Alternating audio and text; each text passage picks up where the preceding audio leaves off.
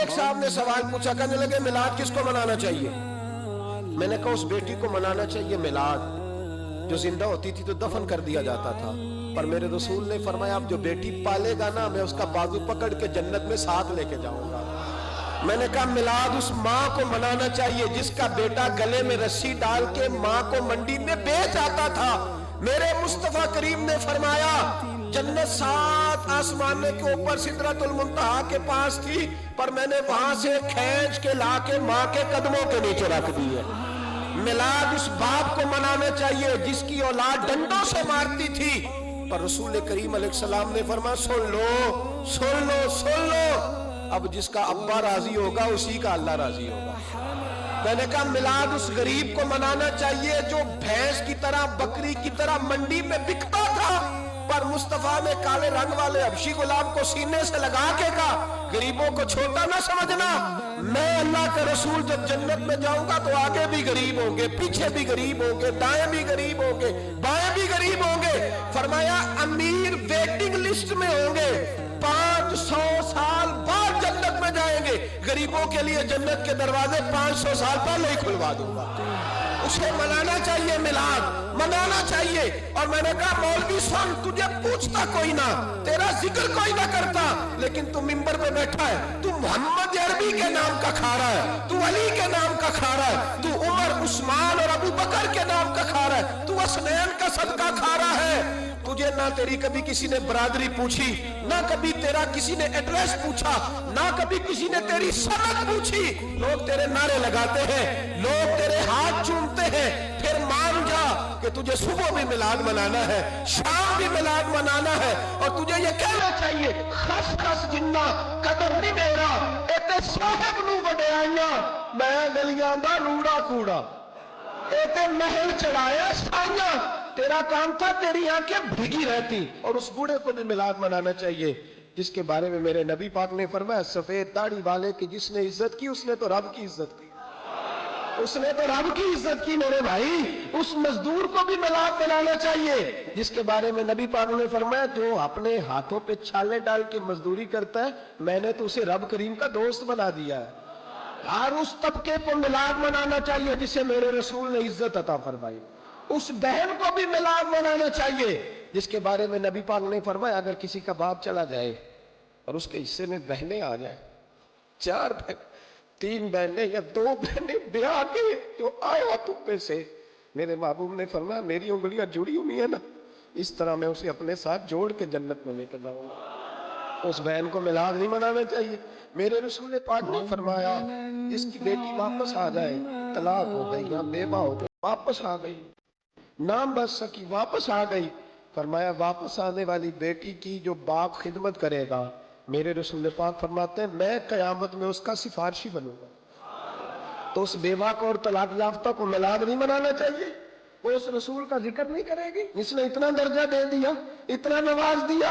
اور تجھے تو صبح و شام میلاد میلاد کرنا چاہیے تھا، تجھے تو صبح و شام درود درود کرنا چاہیے تھا، سلام کے گجرے بھیجنے چاہیے۔ یا رسول اللہ کہتے تیری زبان جو ہے وہ ہر وقت تر رہنی چاہیے تھی، تو بحث کر رہا ہے، تو اس پہ دلیلیں دے رہا ہے، تو اس پر باتیں کر رہا ہے۔ حضرت عمر سے پوچھنا، حضرت عمر سے، جناب اسامہ بن زید رضی اللہ تعالیٰ عنہ حضور کے غلام تھے، نبی پاک ان سے بڑا پیار کرتے تھے۔ ایک جنگ میں پیسے آئے، حضرت عمر فاروق رضی اللہ تعالیٰ عنہ نے 25,000 دیا اپنے بیٹے کو، اسامہ بن زید کو 50,000 دینار دیے۔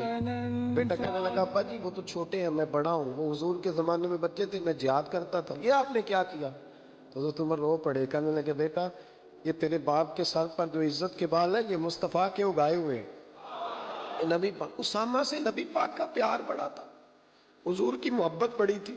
بیٹا اس کے ناک سے ریت نکلتی تھی تو رسول پاک اپنے ہاتھوں سے صاف کر دیتے تھے، حضور اس کو گود پہ بٹھاتے تھے، میں کیسے بھول جاؤں رسول پاک کے احسانات کیسے۔ حضرت عمر جا رہے تھے مکے کے رستے میں ایک تنا آیا، کھجور کا خشک تنا، حضرت عمر نے اس کو بازوؤں میں لے کے رونا شروع کر دیا۔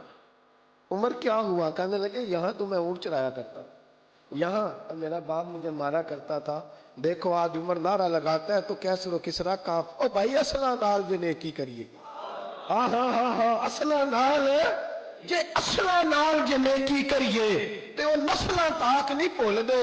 हाँ बे असला नाल नेकी करी ते फुल कंडिया नाल तुल दे। और सुन, तेरी दुनिया भी हुजूर के सदके बनी और तेरी कब्र में भी कोई साथ नहीं जाएगा, कोई साथ नहीं जाएगा। कब्र में भी मुस्तफा करीम सल्लल्लाहु। और देखना कब्र के अंदर भी कभी कोई गया है? कब्र में भी रसूल पाक, कब्र में भी रसूल पाक, कब्र में भी रसूल पाक। मेरे उस्ताद फरमाया करते थे, बताओ जिस कब्र में नबी पाक आएंगे वहां अजाब क्या होना है? जब हुजूर ही आ गए तो अजाब क्या होना है? नबी पाक तो जिधर से गुजर गए रब वो जगह जन्नत बना देता है, वहां क्या अजाब होना है? वहां तो दीदार होना है। तेरी कब्र में भी नबी पाक। और हुजूर ने फरमाया मिजान अमल पे अमल तुलेंगे तो फिर भी मैं तुम्हारे पास हूँ। हुजूर अलैहिस्सलाम ने फरमाया पुल सिरात से गुजरोगे तो फिर भी मैं तुम्हारे पास होऊंगा। और मेरे रसूल पाक अलैहिस्सलाम ने फरमाया जब तुम जन्नत में जाने लगोगे तो फिर भी मैं तुम्हारे। तू बता, तेरे रसूल तो हर वक्त तेरे साथ है, तू कब कब नबी पाक के साथ है? तू बता ना, तू कब कब नबी पाक के साथ? मैं छोटे जलसे का कायल हूँ, लंबी महफिल में गुजारिश करता हूँ दोस्तों से कि लंबा जलसा न करो। लेकिन एक जगह पे मैं गया तो एक बड़े पढ़े लिखे आदमी ने मुझे कहा, मौलाना इनको समझाएं, आधी रात तक बिठाए रहते हैं, इनको समझाएं। मैंने कहा मैं समझाऊंगा, पर आप भी जरा अपना लबो लहजा थोड़ा धीमा करें। तू तो पूरी रात नहीं नबी पाक के लिए जागा, और मेरे रसूल तो सारी हयात तेरे लिए जागते रहे, सारी रात महबूब ने। क्या कहते हैं बरेली के इमाम आला हज़रत फरमाते हैं, उनकी महक ने दिल के गुंचे खिला दिए, वो जिस राह चल दिए हैं कूचे बसा दिए हैं, मेरे करीम से गर कतरा किसी ने मांगा दरिया बहा दिए, दुर्बे बहा दिए हैं। और अल्लाह क्या जहन्नुम अब भी न सर्द होगा? अल्लाह क्या जहन्नुम अब भी न सर्द होगा? रो रो के मुस्तफा ने दरिया बहा दिए, रो रो के मुस्तफा ने। और फिर कहने लगे रो रो के मुस्तफा ने उनके निसार कोई कैसे ही रंज में हो, जब याद आ गए हैं सब गम भुला दिए, जब याद आ गए हैं सब गम। इसीलिए तो हम कहते हैं मिलाद खोल के मनाओ। रसूल पाक का मिलाद बहाने करते हैं, बहाने वो करता है जिसने काम नहीं करना होता, जिसने करना होता है वो बहाने। आला हजरत ने जो प्रोग्राम दिया वो बड़ा लंबा चौड़ा है, कब तक का तुझे क्या बताए? आला हजरत फरमा के हश्र तक डालेंगे हम, हश्र तक डालेंगे हम पैदाइशे मौला की धूम, और मिसले फारिस नजद के किले गिराते जाएंगे, और खाक हो जाए अदुव जल कर, मगर हम तो रजा दम में जब तक दम है जिक्र उनका सुनाते जाएंगे।